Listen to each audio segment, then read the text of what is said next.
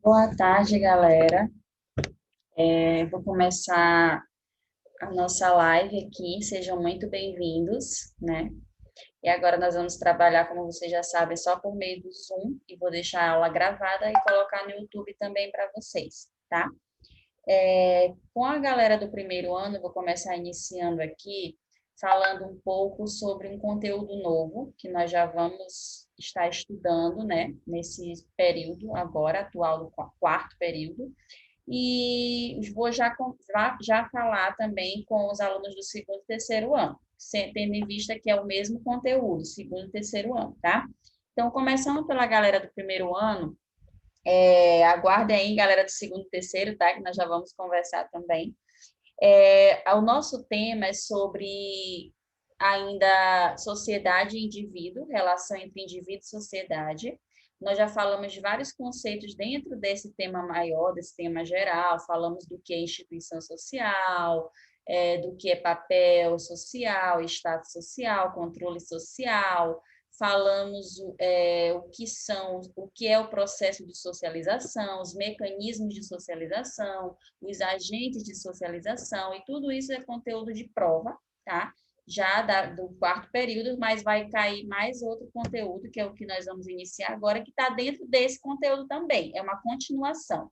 E nós vamos trabalhar hoje a relação entre indivíduo e sociedade sob uma perspectiva sociológica de alguns autores da sociologia contemporâneos, autores que vocês ainda não viram, mas que nós não vamos estudar tão detalhadamente como, por exemplo, Marx, Durkheim ou Weber, certo? Mas eu quero trazer para vocês algumas ideias sobre o que é esses autores, como o Norbert Elias e o Anthony Giddens, e também o Pierre Bourdieu, que são autores contemporâneos da sociologia, o que eles afirmam, né, sobre essa relação entre indivíduo e sociedade, certo? Então, nós vamos começar aqui falando sobre o que hoje nós vamos falar exclusivamente apenas do Pierre Bourdieu, tá bom? Na próxima aula, nós vamos concluir com os dois outros autores, os dois outros sociólogos. Então, sejam muito bem-vindos mais uma vez aí, galera que já está entrando, Érica que já entrou, tá? Então, vamos conversar aí, iniciando esse conteúdo do primeiro ano. O que que Pierre Bourdieu, este autor sociólogo contemporâneo por quê? Porque ele é mais atual no sentido de teorias sociais, de construção de teorias sociais para a sociologia. Então, na concepção de Norbert Elias, né? Vamos começar com Norbert Elias, estou com Pierre Bourdieu aqui na cabeça. Nós vamos começar por Norbert Elias. Esse autor, ele contextualizando a relação entre a ação individual, né? E ação social individual desse indivíduo na sociedade, ele vai dizer o seguinte, que ele vai afirmar que não existe uma dicotomia, ou seja, uma relação oposta, antagônica, entre indivíduo e sociedade. Ou seja, a sociedade, que muitas vezes nós nos referimos como algo tão distante do indivíduo, essa sociedade, ela é constituída pelos indivíduos. Não existe para Norbert Elias uma separação. A sociedade e os indivíduos. A sociedade são os próprios indivíduos, é a constituição dos próprios indivíduos, certo? Então, ele vai dizer que não existe uma dicotomia. Nesse sentido, o indivíduo, certo? Ele vai elaborar estratégias para alcançar objetivos, mas objetivos que são socialmente validados pelas estruturas sociais. E aí eu trago um exemplo para vocês aqui, por exemplo, né, das leis, né? As leis, elas especificam limites para os indivíduos agirem na sociedade, certo? Limites para a escolha individual, porém, ao mesmo tempo, Também, essas leis que os próprios indivíduos escolhem servem também não só embora sirva para limite, serve também para proteger os próprios indivíduos. E em muitos casos, as leis, elas existem para garantir o direito individual diante da pressão coletiva, ou podem, de maneira oposta, servir com defesa da maioria contra uma minoria que tenta impor sua vontade. Então, para este autor, né, o sociólogo Antônio Giddens, certo? Existe um esforço para construir uma teoria capaz de interpretar esse indivíduo na sociedade, ou seja, como partes inseparáveis da mesma. Então, a ideia central de Antônio Giddens, né, é justamente tentar dizer que tudo que o indivíduo vai criar, sejam as leis ou qualquer outras regras que ele vai criar na sociedade, é baseado em estruturas sociais, né? E nas instituições sociais, que estão sempre acima dos indivíduos, mas ele vai dizer que não existe uma separação entre indivíduo e sociedade. O que existe é uma relação mútua, uma relação ali que compõe, que faz com que a sociedade seja uma sociedade dos indivíduos, tá? Não existe uma relação ali muito diferente, né? Muito separada, como Durkheim dizia. Para Durkheim, existia uma separação muito clara entre indivíduo e sociedade. Para Antônio Giddens, não. Então, galera, por hoje nós vamos parar aqui, tá? É uma análise mais sucinta hoje na aula, mas na próxima aula eu vou trazer mais elementos para vocês, para também não embaralhar a cabeça de vocês com muitas teorias. Então, nós vamos falar deste autor, do Norbert Elias, e do Anthony Giddens. Eu citei Bourdieu, mas eu confundi aqui. Vamos falar desses dois autores para finalizar esse conteúdo do quarto período, certo? Com vocês. E aí, nós vamos falar com o segundo ano agora, galerinha do segundo e terceiro ano. Érica, que está ouvindo aí, tá? Se tiver alguma dúvida nos conteúdos ou na atividade que eu já passei, também pode se manifestar, tá bom? Estamos aqui para isso, para dialogarmos também. Mas enquanto não chega mais alunos, ou se chegar, mesmo que não chegue agora na live, mas vai ficar gravada, como eu disse, eu vou começar falando um pouco, né, para adiantar o conteúdo e finalizarmos esse assunto de Estado, Poder e Política, que é muito extenso.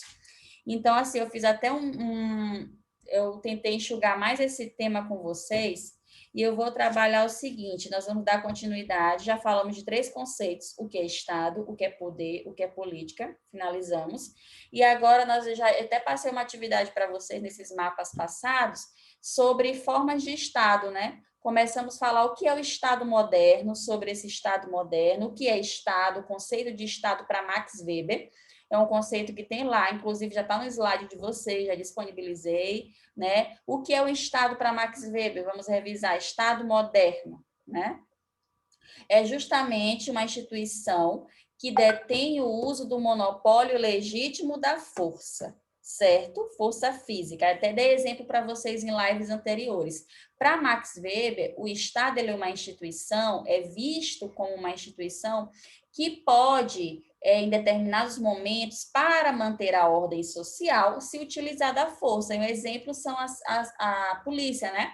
Por exemplo, quando existe manifestação, a polícia ela pode manter a ordem, às vezes, se necessário, por meio da força física, né? Só que a gente sabe que às vezes, né, isso é uma outra história que não vou me ater aqui, às vezes existe um abuso de poder também, né? As pessoas muitas vezes abusam do poder que elas têm. Isso não vem de agora.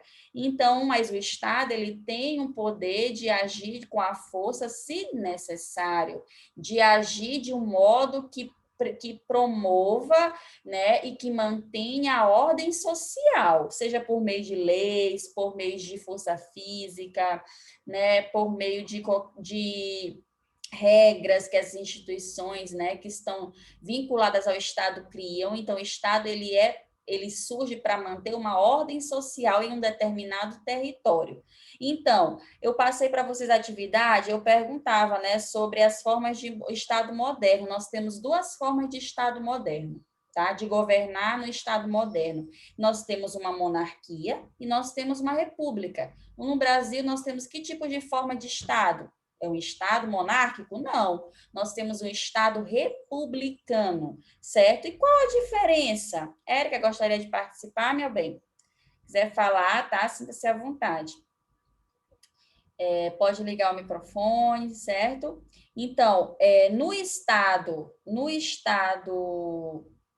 moderno, né, na forma de Estado moderno, falando da monarquia, nós temos o seguinte: a monarquia, ela significa, resumidamente aqui para vocês, o governo de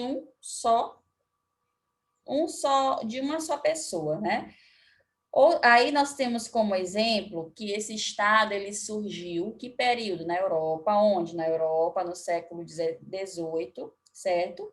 E aí, nesse período, os representantes do Estado moderno eram os reis, né? Geralmente eram reis, eram os cargos de quem ocupava o Estado, o governo do Estado, eram a partir de modos hereditários, né? Se o pai ele era rei, o filho possivelmente ele iria estar ocupando o cargo dele futuramente. Então existia uma ocupação, né, hereditária de cargos, certo? O que hoje já não se permite mais, né? Até porque não no nosso caso no Brasil, né, que não é monarquia, que é uma república.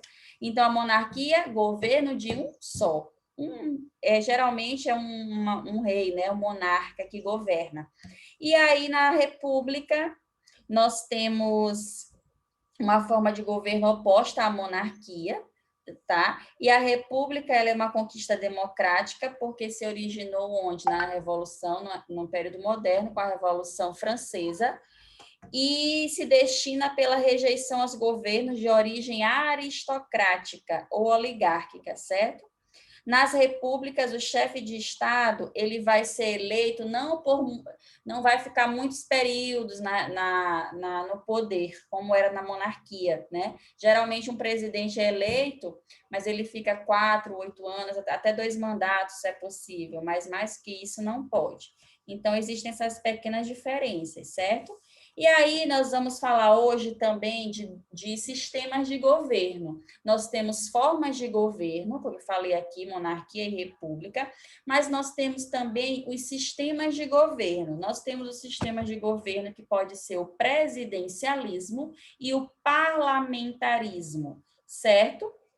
E aí, o sistema de governo, ele vai depender, né? A sua forma, ela vai depender do tipo de relação que é estabelecida entre os poderes executivo e legislativo, certo? A forma como esses poderes eles vão interagir é que vai determinar o tipo de sistema de governo. Ora, se vai ser presidencialismo, ora, se vai ser parlamentarismo. No parlamentarismo, nós temos um governo de quem? Do parlamento, certo? E esse parlamento ele se constitui por meio de gabinete, formado pelo primeiro-ministro. Então, no parlamentarismo, nós não temos um presidente, nós temos um primeiro-ministro. Geralmente é oriundo do partido majoritário e demais ministros, né? O primeiro-ministro ele é eleito para exercer a função de um chefe de governo e depende da maioria parlamentar para governar, certo? A relação entre executivo e legislativo no parlamentarismo ela é marcada pelo princípio de responsabilidade ministerial e o direito de dissolução, certo? O princípio da responsabilidade ministerial refere-se à demissão do governo em caso de retirada de confiança, né? Voto de desconfiança por parte do parlamento. O parlamento é que vai editar a ordem, se aquele ministro vai permanecer ou não, certo? E aí nós temos o presidencialismo, né? Que no presidencialismo verifica-se mais o quê? Uma independência entre os poderes executivo e legislativo, certo? Pois a constituição desses poderes é independente na origem. Isto é, a eleição dos representantes desses poderes é desvinculada. Então, estou aqui pegando esse suporte aqui umas anotações que eu fiz, para resumir mais para vocês, tá? Não trouxe o slide hoje, mas na próxima aula a gente já vai fazer com os slides, certo? Então, eu tenho dois tipos de sistemas de governo. Um parlamentarismo, onde nós temos a figura que governa o primeiro-ministro, e nós temos no presidencialismo o presidente, né? Muito óbvio isso. E a relação no presidencialismo entre os dois poderes, né, executivo e legislativo, é mais independente, certo?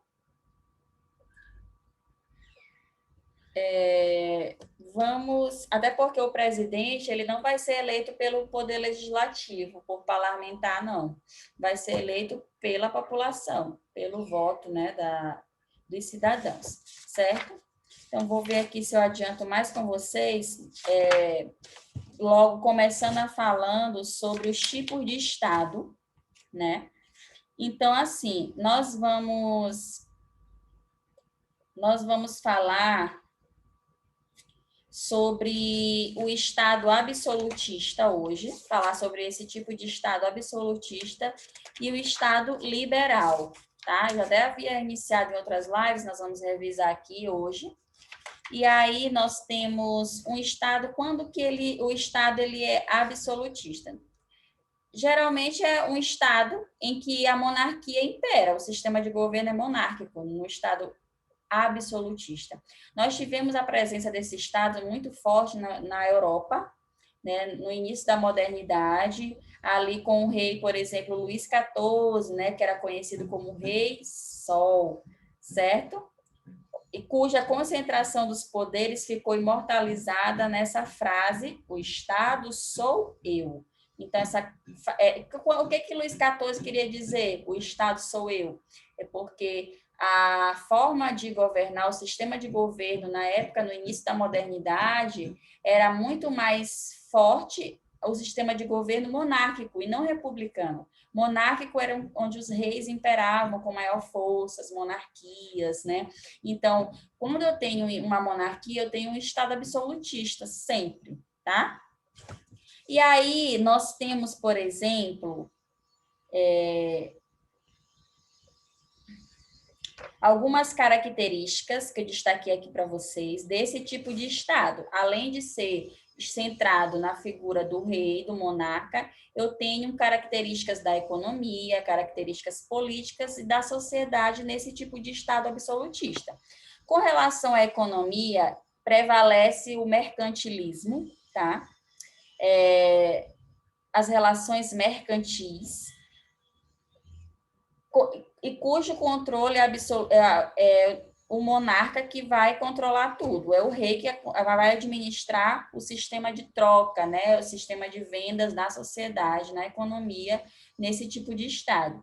E aí, na política, na esfera política, a figura do rei, do monarca, é justamente centralizar toda a estrutura de governo, certo? As forças armadas judiciárias, o poder judiciário está nas mãos do monarca, então tudo se centraliza, toda a esfera política e econômica vai se centralizar no monarca, na figura do rei. Ele é que vai decidir toda a forma de como a sociedade, a economia e a política vão caminhar, certo?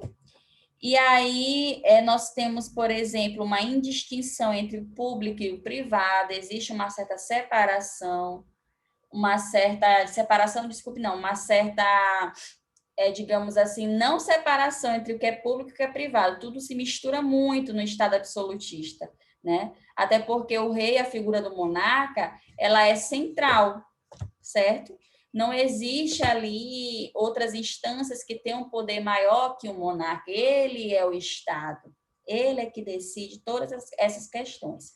E aí, nós temos uma mudança já no século 17, 18 mesmo, ainda na modernidade, com a Revolução Francesa, quando ela vinha com o ideário de liberdade, igualdade e fraternidade. E aí vem surgir um outro tipo de Estado nesse período da Revolução Francesa, que foi o Estado liberal, certo? No Estado liberal, muda-se aí a centralização dos poderes. O poder político e econômico não vai se centrar mais na figura de uma pessoa, mas o poder, principalmente político, vai se centralizar na participação popular, na sociedade civil. As pessoas, elas vão começar a ter uma autonomia maior em relação às decisões políticas, certo? E representação também. Quem foi, digamos assim, o pai do liberalismo político? John Locke, tá? John Locke dizia o seguinte: o Estado, ele deve existir, porém, ele deve existir unicamente para garantir três coisas, né? Ou, digamos assim, uma coisa, perdão, a propriedade privada. A liberdade individual também, mas o principal, propriedade privada. É para isso que o Estado deve existir e garantir aos indivíduos. Segundo John Locke, pai do liberalismo ou do Estado liberal, né, dessa ideia de Estado liberal, é John Locke, certo? E aí nós temos também, destaquei aqui para vocês, que na esfera econômica nós já vamos ter liberalismo econômico também, nós temos o liberalismo político, já vem uma ideia de Estado liberal, e o liberalismo econômico com Adam Smith, que é um economista, um economista, e ele vai dizer o seguinte, né, que o Estado, ele não deve, né, intervir diretamente na economia. No liberalismo, no Estado liberal, o Estado ele não tem tanta autonomia para intervir nas decisões econômicas como tinha o monarca, né, o representante político lá no Estado absolutista. Então, no Estado liberal, já vai existir uma descentralização econômica e política, né, que antes era centralizado no rei, no monarca, e no Estado liberal, não. Há mais soberania popular. E aí, Adam Smith, né, ele vai dizer o seguinte: deve haver uma mão invisível do Estado para regular os preços, a quantidade de preços, né, na economia, mas não diretamente. O Estado vai regular, mas ele vai, digamos assim, ele vai fiscalizar, mas ele não vai regular a economia, ele fiscaliza, né? Ele meio aqui que fica meio por fora, mas ele não está totalmente fora, mas ele está ali perto, mas não totalmente fora, apenas fiscalizando, não regulando a economia. E aí tem uma frase clássica que identifica o liberalismo econômico, que é laissez-faire. Laissez-faire, uma frase francesa, que diz o seguinte, significa o seguinte: deixar e fazer, deixar e passar. Ou seja, o Estado não pode intervir diretamente na economia. O mercado é que tem que se autorregular, estabelecer seus próprios preços, certo? Quantidade de preços, o Estado apenas é um fiscalizador. E aí eu tenho essas duas teorias, tá? Na próxima aula nós vamos adiantar mais um pouco essas teorias para vocês. Já vou passar uma atividade para o próximo mapa já sobre o que é Estado absolutista e Estado liberal para vocês fazerem, tá bom? Alguma dúvida? Temos alguma dúvida até agora, meninos? Se sim, se não, tá? Estamos aqui. Eu vou deixar, como eu falei, a aula gravada para vocês. No mais, finalizo por aqui. Obrigada pela participação, certo? Uma boa tarde para vocês e até a próxima live. Tchau, tchau.